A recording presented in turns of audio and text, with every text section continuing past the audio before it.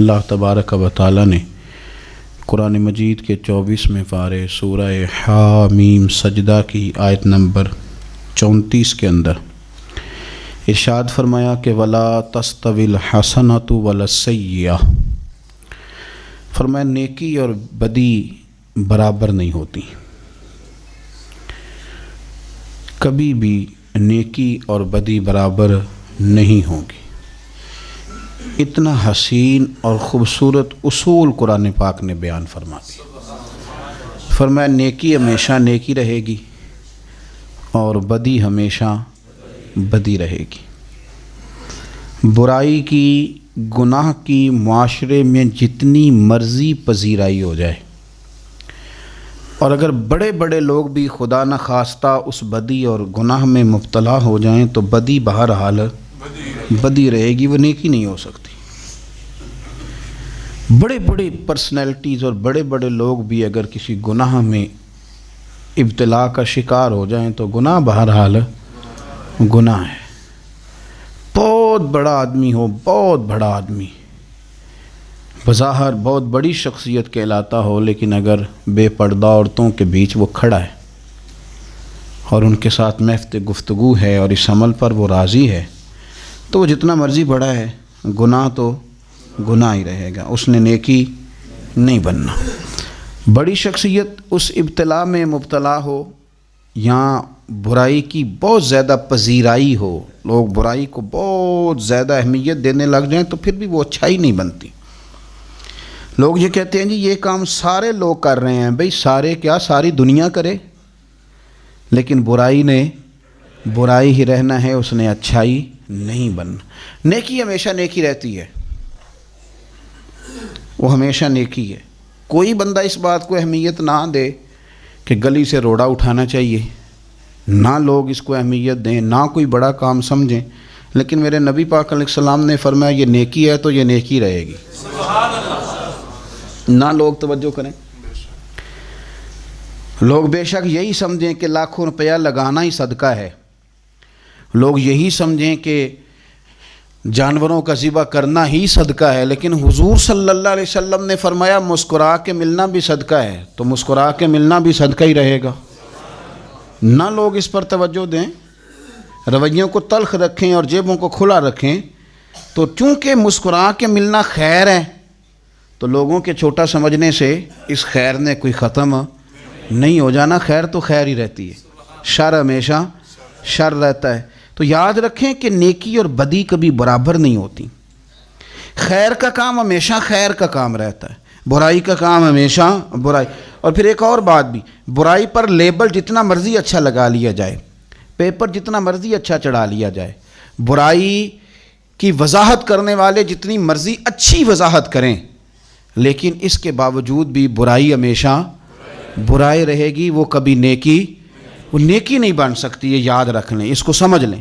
ہمارے ہاں یہ ہوتا ہے کہ برائیوں کا دفاع کرنے والے بڑا بڑا تگڑا دفاع کرتے ہیں اور بڑا بڑا زبردست وہ اس کی وضاحت پیش کرتے ہیں اور بڑے دلائل کے ساتھ اسے مزین کرتے ہیں، برائی پر بڑا میک اپ کرتے ہیں، پر برائی نے رہنا برائی ہے، وہ اچھائی بن سکتی نہیں۔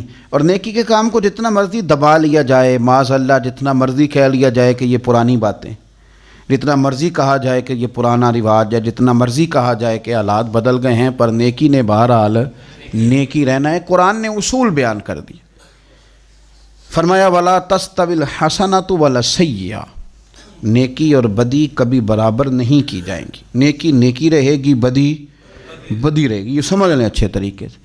پھر ارشاد فرمایا اسی آیہ مقدسہ میں، فرمایا ادفع باللتی ہی احسن، اس طرح کرو کہ برائی کو جب بدلنا ہو تو اسے اچھائی کے ساتھ بدل دو۔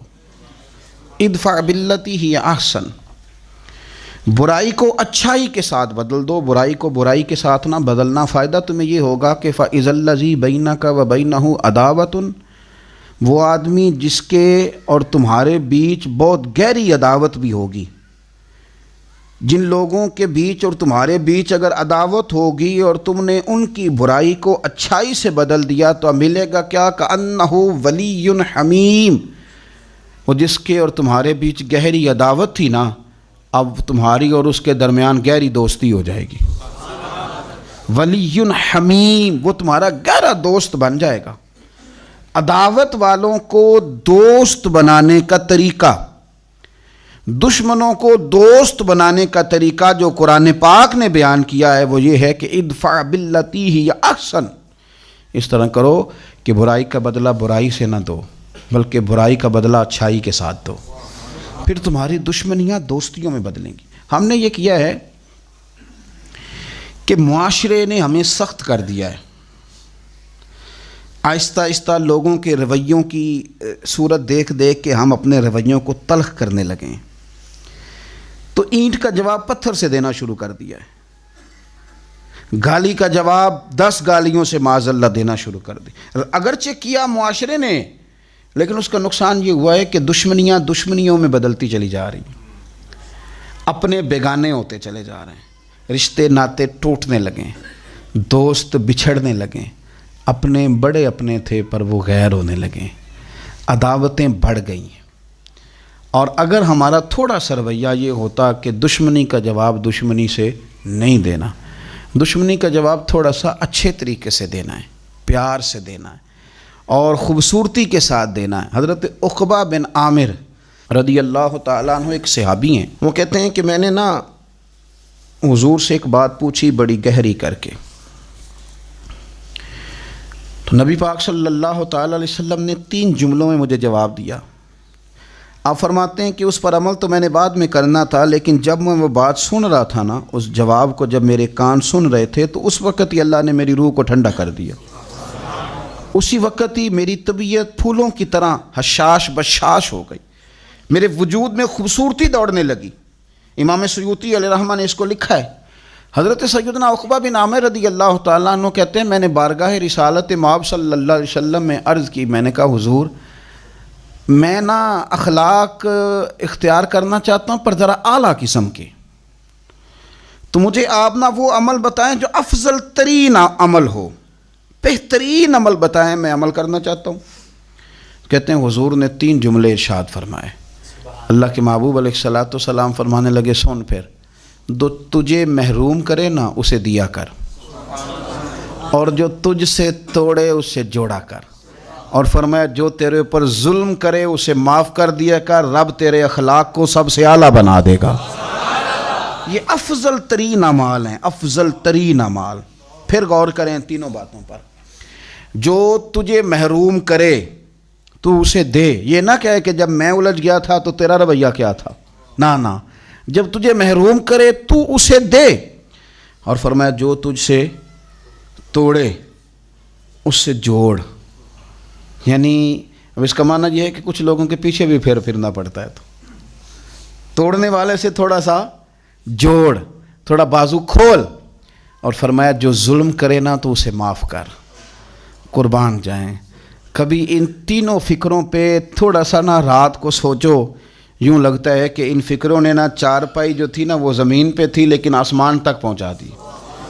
آپ یہ حد ہے، رسول کریم صلی اللہ علیہ وسلم نے جو بات کر دی وہ ختم ہو گئے، قلم ٹوٹ گئے. اتنا اعلیٰ عمل ہم اگرچہ سامنے والے کی رویے کے جواب میں تلخ ہوئے پر ہو گئے ہیں، اگرچہ معاشرے نے سخت کر دیا ہے پر کہیں کہیں سخت ہو گئے ہیں، اگرچہ یہ کہ ہم رد عمل کے طور پر ہی ہوئے ہیں پر کچھ کمزوریاں ہماری طبیعتوں میں واقع ہو گئی ہیں. سبب چلیں کوئی بھی بنا ہے، بہرحال کہیں نہ کہیں طبیعت جو ہے وہ جملوں کی جگہ پتھر لے ہی آئی ہے. کہیں محسوس ہوتا ہے کہ اب میٹھے نہیں رہے، تھوڑے تلخ ہو گئے ہیں، کچھ لوگوں کے بارے میں ہماری بات سخت ہو گئی. یہ درست نہیں ہے. حضرت سیدنا عبداللہ بن عبید کہتے ہیں کہ سب لوگوں نے حضور سے عرض کیا تھا احد کے دن، کیونکہ احد کا دن بڑا سخت دن تھا. نبی پاک صلی اللہ علیہ وسلم کا چہرہ مبارک لہو لہان تھا، حضور تکلیف میں تھے. قریبی حضور کے قریبی حضرت امیر حمزہ رضی اللہ تعالیٰ عنہ جیسی ہستیاں شہید ہو گئیں. اور جو اتنی سخت برائی کرے اور پھر انہوں نے خالی شہید نہیں کیا، یعنی برائی کرنے کی حد کر دی کہ جناب امیر حمزہ رضی اللہ تعالیٰ عنہ کی آنکھیں نکال دیں، ہونٹ مبارک کاٹ دیے. ان کے وجود کو ٹکڑے ٹکڑے کر دیا معاذ اللہ، تکلیف میں حضور کو مبتلا کیا۔ اس ماحول میں اللہ کرے آپ اس درد کو سمجھیں۔ یہاں بھی کیا دعائیں یاد رہتی ہیں؟ یہاں بھی اب اس موقع پر آ کے بھی آپ نے نیکی کرنی ہے۔ کہتے جب ہم نے تڑپ کے کہا نا حضور آج کاری دیں دعا، یہ تباہ ہو جائیں، آج کریں آپ دعا، تو کریم رسول صلی اللہ تعالیٰ علیہ وسلم کو جب سبھی لوگ کہہ رہے تھے تو حضور نے کیا جواب دیا؟ حضور فرمانے لگے سنو، کیا تم بار بار سبھی لوگ ایک ہی بات کرتے جا رہے ہو؟ عبداللہ سنو، رب کریم نے مجھے نہ تانے دینے والا بنا کے بھیجا ہے نہ لعنت کرنے والا بنا کے بھیجا ہے، اس نے مجھے دین کی طرف دعوت دینے والا بنا کے بھیجا ہے اور رحمت کرنے والا بنا کے بھیجا ہے۔ آپ جملوں کے باتوں کے مقابلے میں بات پر غور کریں۔ فرمایا نہ ہم لعنت کریں گے نہ تانا دیں گے، مجھے پتہ ہے تیرا تو کون ہے، میں جانتا ہوں تیرے خان، یہ تو تانا ہے، یہ تو کچے لوگ بات کرتے ہیں، یہ تو وہ لوگ بات کرتے ہیں جو اپنا لیول لو کر لیتے ہیں، کہتے ہیں مجھے پتہ ہے یہ کل کیا ہوتا تھا۔ او بھائی رہنے دے، یہ بات کر کے تو نے اپنے آپ کو زمیں بوس کر لیا ہے، یہ لفظ ہی ٹھیک نہیں، تیری ترتیب ہی غلط ہے۔ حضور فرمانے لگے سنو، دیکھیں دو باتیں، جواب میں دو باتیں، فرمایا نہ تو میں تانے دینے والا ہوں نہ لعنت کرنے والا ہوں، تو حضور پھر آپ کیا ہیں؟ تو کریم فرمانے لگے میں دعوت دینے والا ہوں اور رحمت کرنے والا ہوں۔ اگر کسی میں عیب آئے گا تو اسے تانا نہیں دیں گے، لعنت نہیں کریں گے، بلکہ اسے جا کے دین کی دعوت دیں گے۔ اس لیے میں کہا کرتا ہوں کہ خطیب میں اور داعی میں فرق ہوتا ہے، واعظ اور مبلغ میں فرق ہوتا ہے۔ خطیب نے تو خطابت چمکانی ہوتی ہے، کوئی ایسی بات کرنی، کوئی ایسا نقطہ چھوڑنا کہ لوگ واہ واہ کریں، لیکن داعی نے دعوت دینی ہوتی ہے، اس نے پیغام دینا ہوتا ہے کہ آؤ دین کی طرف آ جاؤ، آؤ۔ واعظ جو ہوتے ہیں نا، واعظ وہ واعظ کہتے ہیں، کوئی سٹوری چھیڑتے ہیں، کوئی کہانی سناتے ہیں، اس میں کوئی رنگ بھرتے ہیں، لوگوں کی دلچسپی پیدا کرنا مقصود ہوتا ہے، لیکن مبلغ یہ کام نہیں کرتا، مبلغ کی ڈیوٹی تبلیغ کرنا ہوتی۔ ہمارا زمانہ اس میں خطباء پیدا ہوئے، واعظین پیدا ہوئے، داعی نہیں پیدا ہوئے، اور لوگوں نے توجہ بھی دی تو خطیبوں کو، واعظین کو، داعی اور مبلغ کو توجہ۔ نقصان یہ ہوتا ہے کہ پھر معاشرے کی اصلاح نہیں ہوتی، پھر خطابت ایک سے بڑھ کر ایک۔ بہت سارے دوستوں کو میں کہتا ہوں اکثر محفلیں کرانے والوں کو کہ آپ کا مقصود خطاب سننا ہے، دعوت دین مقصود نہیں۔ اس لیے آپ نے پہلے ایک خطیب کو سنا تھا، پھر اس سے پہلے ایک کو سنا تھا، پھر آپ نے ذہن بنایا کہ اب فلانے کو بھی سننا ہے، اب فلانے کو بھی بلا کے سننا ہے۔ تو یہ مقصود مطلب ذائقہ ہے، یہ مقصود یہ ہے کہ کوئی مطلب ایک شخص ایسا ہو کہ بڑھ کے ہو ایک سے دوسرا، لیکن آپ کا مقصود اگر دعوت دین ہو تو پھر تو دو جملے ہی کافی ہیں، ایک بندہ ہی کافی ہے۔ جس نے سیکھنا تھا تو وہ تو کہہ گئے تھے علموں بس کریوں یار، ایک کو ہی حرف تینوں درکار، وہ تو کہہ گئے تھے کہ بس ٹھیک ہے دو جملے سیکھ لیے تو سیکھ لیے۔ تو میرے عزیز آپ کبھی بھی کسی شخص کی برائی کا بدلہ برائی کے ساتھ نہ دیں، ورنہ آپ کو محسوس ہوگا کہ میرا دل سخت ہو گیا ہے، میں کڑن میں آ گیا ہوں۔ آپ ہر وقت نہ پھر لوگوں کے عیب بیان، لوگ اس طرح کے ہیں، لوگ اس طرح کے ہیں، فلانا یہ کہتا ہے، دیکھو آج اس فلانے نے یہ کہہ دیا، پھر آپ کی طبیعت لوگوں کے ہر وقت عیب ڈھونڈے گی، بیان کرے گی۔ اور اگر آپ برائی کا بدلہ اچھائی سے دینے لگ گئے، ذہن بن گیا۔ حضرت ابوبکر صدیق رضی اللہ تعالیٰ عنہ بیٹھے تھے تو ایک شخص نے نا معاذ اللہ انہیں برا بھلا کہنا شروع کر دیا۔ کمال کی بات یہ کہ اللہ کے رسول بھی تشریف فرمائے، دیر تک کہتا رہا، صدیق اکبر سنتے رہے۔ جب صبر کا پیمانہ لبریز ہونے لگا تو ابوبکر صدیق اٹھ کے فرمایا کہ جو تو کہتا ہے سب جھوٹ کہتا ہے، تو غلط ہے۔ دو تین جملے کہے تو اللہ کے رسول اٹھ کے چلے گئے۔ صدیق اکبر کہتے ہیں پیچھے دوڑا، یا رسول اللہ صلی اللہ علیہ وسلم جب تک وہ بولتا رہا آپ تشریف فرما رہے، اور میں نے دو باتیں کی تو آپ آ گئے، تو کریم نے گویا حضور فرمانے لگے تو اپنے آپ کو اللہ وارث سمجھتا ہے؟ او خدا کے بندے، جب تک تو چپ تھا نا، رب نے تیرے سرانے فرشتہ کھڑا کیا ہوا تھا جو تیری طرف سے جواب دے رہا تھا۔ تو کیا سمجھتا ہے کہ لاوارث ہے تو؟ فرشتہ کھڑا تھا جو جواب دے رہا تھا، اور میں خوش ہو رہا تھا سن کے کہ دیکھو میرے ابو بکر کی شان، رب نے اس کا دفاع کرنے کے لیے فرشتے کو بھیج دیا ہے۔ لیکن جب تو خود بولا ہے نا تو فرشتہ چلا گیا، شیطان آ گیا لڑائی چمکانے کے لیے اور بلتی پہ تیل ڈالنے کے لیے، تو چونکہ فرشتہ چلا گیا تو میں بھی آ گیا۔ حضرت صدیق اکبر رضی اللہ تعالیٰ عنہ کہتے ہیں بس پھر اس کے بعد حالات بدل گئے۔ پھر معاملہ اور ہو گیا، پھر آہستہ آہستہ نا ماحول فقیری کی طرف آ گیا، پھر ہم نے اوکھی رمز فقیری والی کے چڑھ سولی تے بہنا، پھر ہم نہ واپس آ گئے، پھر ہم نے کہا ختم ہو گئی بات۔ ایک بندے نے برا بھلا کہا تو حضرت ابو بکر نے ایک جملہ کہا کہ وہ رو ہی پڑا۔ اس کے بعد ایک نے برا بھلا کہا تو حضرت صدیق اکبر کہنے لگے اگر تو واقعی سچا ہے نا، جو تو عیب میرے بیان کر رہا ہے وہ میرے اندر ہیں، بات پہ غور کرنا۔ آئے ہائے، کہنے لگے اگر تو واقعی سچا ہے تو پھر اللہ مجھے معاف کر دے، اور اگر تو جھوٹا ہے تو میں دعا کرتا ہوں رب تجھے معاف کر دے۔ وہ شخص کہتا ہے ابو بکر نے تو رلا ہی دیا، تڑپا ہی دیا۔ میں قریب گیا، میں نے کہا نہیں حضور میں جھوٹا ہوں، دعا کریں رب مجھے ہی معاف کر دے۔ کیا لینا ہے بدلے لے کے، چھوڑ دیں یار، ہر موقع پر لڑائی، ہر موقع پر تلخی۔ اور اب یقین کریں اب تو نا پروموٹ، اب میں خاندانوں میں، دوستوں میں، یاروں میں، رشتہ داروں میں دیکھتا ہوں کہ اب بیان جاری ہوتا ہے، دو پارٹیاں لڑ رہی ہیں تو بیان جاری ہوتا ہے، اس نے یہ کہہ دیا ہے، اب وہ بیان مارکیٹ میں آ گیا، اب اس پر تبصرے ہوں گے، کوئی کہے گا کہ وہ یہ کرتا ہے، کوئی کہے گا وہ یہ کرتا ہے۔ میں دیہات میں یہ دیکھتا تھا کہ جب خاوند اپنی بیوی کو مار رہا ہوتا تھا نا تو اماں چھڑانے کے لیے پتہ کیا کہتی تھی، اس کہتی ہے بیٹا تجھے تو پتہ ہی نہیں، تو تے صرف آج سنیا نا، شروع تو انج کر دی، چھڑ دے میرا پتر انہیں نہیں ٹھیک ہونا۔ تو یہ جو آپ نے اماں نے کہا ہے نا، یہ چھڑانے کے لیے نہیں کہا، یہ تو بات بڑھانے کے لیے کہا۔ یعنی کسی نے کہہ دیا کہ میرے بھائی نے مجھے یہ کہا، تو اب دوست اس کو پتہ کیا کہہ رہے ہیں، دوست اس کو کہہ رہے ہیں کہ او ہو ہم تو یہ بتاتے نہیں تھے کہ تیرا بھائی کتنا خطرناک ہے، وہ تو فلانی جگہ بھی یہ کہہ رہا تھا۔ باتیں اب آپ ایک بیان دے دیتے ہیں، اور اب تو خیر ویسے بھی آسانی ہو گئی ہے، 10 بجے کے بعد عورتیں فارغ ہو جاتی ہیں، پھر موبائل فون چلنے لگ جاتے ہیں، اور آسانی کر دی، کانفرنس کال بھی ہوتی ہے، اور آسانی ہو گئی، واٹس ایپ گروپ بھی بنتے ہیں، جو مرضی ہے کرو۔ اور اسی طرح کے کام بازاروں میں ہوتے ہیں، اسی طرح کے کام دفتروں میں ہوتے ہیں، اسی طرح کے کام ہر محکمے میں ہوتے ہیں، 2-4 لوگ فلانے نے یہ کیا کرتے ہیں آپ؟ یہ خوبصورت لوگوں کا یہ طریقہ نہیں ہے۔ میٹھے رسیلے سنجیلے مروت والے با اخلاق لوگ یہ کام کرتے ہیں، انہیں گھن آتی ہے، وہ لوگوں کو دور نہیں کرتے، وہ ایک دوسرے کے قریب کرتے ہیں، وہ عداوتیں نہیں پیدا کرتے، محبتوں کو فروغ دیتے ہیں۔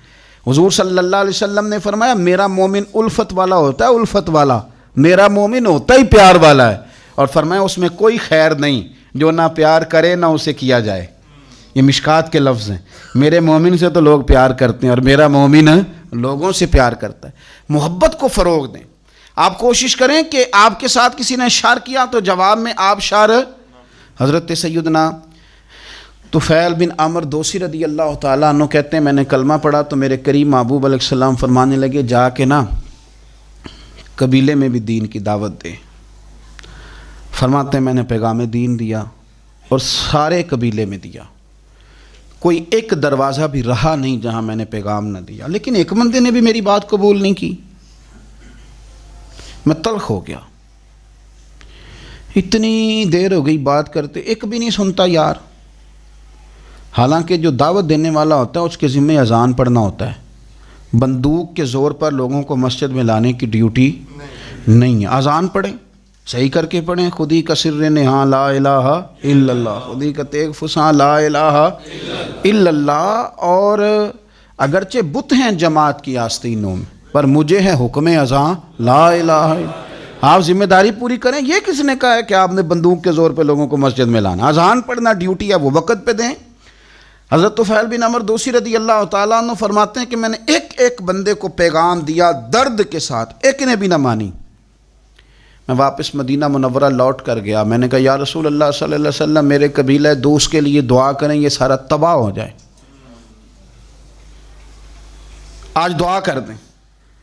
کہتے میرے لفظوں میں اتنی شدت تھی اور میرے جملوں میں اتنا غصہ تھا اور میں اتنا ان لوگوں سے مایوس اور پریشان تھا کہ میں نے نا سخت بات کہہ دی۔ میں نے کہا حضور یہ نہیں مانتے، دعا کریں۔ تو کہتے ہیں حضور اٹھے، وضو کیا، اور پھر حضور نے مصلی بچھایا اور پھر کعبے کی جانب چہرہ نور کیا، ہاتھ اٹھائے تو لوگ کہنے لگے آج تو قبیلہ دوست والے ہلاک ہو ہی گئے، قربان جائیں۔ حضور نے ہاتھ اٹھا کے دعا کیا کی، کہا اللہ دل جو تیرے قبضہ قدرت میں ہیں تو کرم فرمانا، ان کے دلوں کو پھیر دینا دین کی طرف۔ اور میری بارگاہ کی طرف پہنچا دے نا دل جو تیرے پاس ہیں. مقلب القلوب ہے نا تو کرم نوازی فرما. حضرت سیدنا طفیل بن عمر دوسی کہتے ہیں حضور نے دعا کر دی, نہ میں بول سکتا تھا نہ کوئی اور, میں قبیلے گیا پر لوگوں قربان جاؤں میں اپنے قبیلے بعد میں پہنچا, حضور کی دعا کا اثر میرے قبیلے پہلے پہنچ گیا, کریم کی دعائیں وہاں پہلے پہنچ گئیں. فرماتے ہیں پہلے میں بات کرتا تھا تو کوئی سنتا نہیں تھا, اب میں پہنچا تو اللہ نے ماحول بنا دیا. 1 2 3 4 لوگ نہیں, 70 خاندان 70 گھرانے میرے قبیلے کے کلمہ پڑھ کے مسلمان ہوئے اور رسول کریم کی بارگاہ میں حاضر ہوئے. تھوڑا سا موقع دیں. اگر آپ برائی کا جواب فوری طور پر برائی سے دیں گے, یعنی میں پوچھ نہیں لینا, میں کر نہیں لینی گل, یعنی ایڈی جرت ہے کسے دی, واہ جی واہ. مثلا کیا کر لیں گے, رسول کریم صلی اللہ علیہ وسلم نے ہمیں جو حکم دیا اور ہماری جو حضور نے توجہ فرمائی تو اس امر کی طرف فرمائی کہ اگر تم اسی طرح کرو گے نا کہ برائی کا بدلہ برائی کے ساتھ. ایک بڑی عجیب بات, صوفیاء جو ہوتے تھے نا ان کی تربیت اس طرح ہوتی تھی کہ جس طرح کسی نے گھول کے پلا دیا. وہ نبی پاک صلی اللہ علیہ وسلم کے کال کے بھی وارث تھے اور حضور کے حال کے بھی وارث تھے, تو وہ جو بات کرتے تھے لگتا تھا گھول کے پلا. حضرت خواجہ نظام الدین محبوب الہی رحمۃ اللہ علیہ کا مرید حاضر خدمت ہوا اور اس کے لفظوں میں جملوں میں بڑی تلخی, کہنے لگا حضور بڑی ہو گئی درویشی اور بڑا ہو گیا درگزر, اب جو میرے رستے میں کانٹے بچھائے گا میں بھی اس کے رستے میں بچھاؤں گا. اب معافی بھول جائیں لوگ کہ کسی کو معافی ملے گی, اب جو اینٹ پھینکے گا پتھر میں جواب ملے گا. اب دیکھنا ایک کی 10 سننی پڑیں گی, گنبد کی صدا ہے, جیسی کوئی کہے گا ویسی سنے گا. خواجہ نظام الدین صاحب کے سامنے بڑی تلخی کر رہا ہے تو خواجہ صاحب نے تھپکی دی, پھر ماتھا چوما, پھر 2-3 کھجوریں کھلائیں. فرمانے لگے پتر آدھے رستے پہ تو نے کانٹے بچھا دیے, آدھے پہ اس نے بچھا دیے, تو سڑک تو ساری کانٹوں سے بھر گئی, تو تم دونوں کی لڑائی میں کئی راہ گیروں کے بھی پیر زخمی ہو جائیں گے. تو یار یہ طریقہ ٹھیک تو نہیں نا. اچا نام رکھایا جس نے او چولہے وچ سڑیا, نیواں ہو کے لنگ محمد لنگ جاویں گاڑیا. تو یہ تو نے کیا مطلب پہ کیا میں نے بھی کانٹے بچھانے؟ تو سن میرا پتر, تو نظام الدین کا مرید ہے, تیری ڈیوٹی کانٹے بچھانے کی نہیں, تیری اٹھانے کی ہے. اور سن, کانٹے اٹھاتے اٹھاتے کبھی ہاتھ زخمی ہو جاتے ہیں, کبھی خون نکل آتا ہے, کبھی کبھی نا وہ چبھ جاتے ہیں اور پتہ بھی نہیں چلتا ماس میں کب گھس گئے گوشت میں اور کب تکلیف شروع کر دیں. پتر گھبرانا نا. وہ شخص کہتا ہے حضرت تو پردہ کر گئے, زمانہ بیت گیا, بال کالے تھے سفید ہو گئے, کمر سیدھی تھی ٹیڑھی ہو گئی. لوگ کہنے لگے بابا کبھی غصہ نہیں آیا؟ کہ نہیں آتا, اس لیے کہ جانے والا کہہ گیا تھا کانٹا بچھانا نہیں کانٹا اٹھانا ہے, تو بس ہم نے وفا کر کے گزار دی, آئے ہی نہیں کبھی غصہ. ہمارے صوفیاء نے ایک پہلو اور بیان کیا ہے, وہ فرماتے ہیں کہ اگر ہماری اپنی اوقات پر نظر رہے نا, اپنے گناہوں کا احساس رہے, تو پھر انسان نا برائی کا جواب برائی سے نہیں دیتا, پھر وہ برائی کا جواب اچھائی سے دیتا ہے. ہماری نظر نا اپنی غلطیوں پہ کبھی ہوئی نہیں, ہمیں نظر آتی ہیں ساری زندگی سامنے والے کی کمزوریاں, اور ہم جب بھی سچ بولتے ہیں سامنے والے کے بارے میں بولتے ہیں, اپنے بارے میں کبھی سچ نہیں بولتے. اپنے بارے میں نا ہم حکمت والی باتیں کرتے ہیں, پردہ پوشی والی باتیں کرتے ہیں. اس کا نقصان یہ ہوتا ہے کہ پھر ہم نہ تلخ ہو جاتے ہیں, ہم کچھ بن کے بیٹھ جاتے ہیں. ہم سمجھتے ہیں کہ میں قبلہ ہوں, حضرت صاحب ہوں, سیٹھ صاحب ہوں, بزرگ ہوں, سیانہ ہوں, مچور ہوں, علاقے کا برادری کا بڑا ہوں, میں زیرک آدمی ہوں, میرا کوئی کچھ, میں کچھ ہوں. پھر ہم معاف نہیں کرتے, پھر تھوڑا کام خراب ہو جاتا ہے, پھر برائی کا جواب برائی سے دینے لگتے ہیں. حضرت ابراہیم بن ادم رحمۃ اللہ علیہ مریدوں کے ساتھ گزر رہے تھے, ایک مکان کے قریب سے گزرے تو چھت سے نا ایک شخص نے خاک پھینکی, جلی ہوئی کسی چیز کی خاک ہوتی ہے, پنجابی جیسا آخید ہے, خاک پھینکی تو چہرہ انور بھی کالا ہو گیا, داڑھی کپڑے سفید تھے, سارے خاک آلود ہو گئے, بڑی بری حالت ہوئی. تو حضرت والا سے لوگوں نے کہا, مرید دوڑے کہ حضور اس کو ماریں گے, تو شیخ نے بلا لیا, رو پڑے, میں کچھ بھی نہیں کہنا ان کو.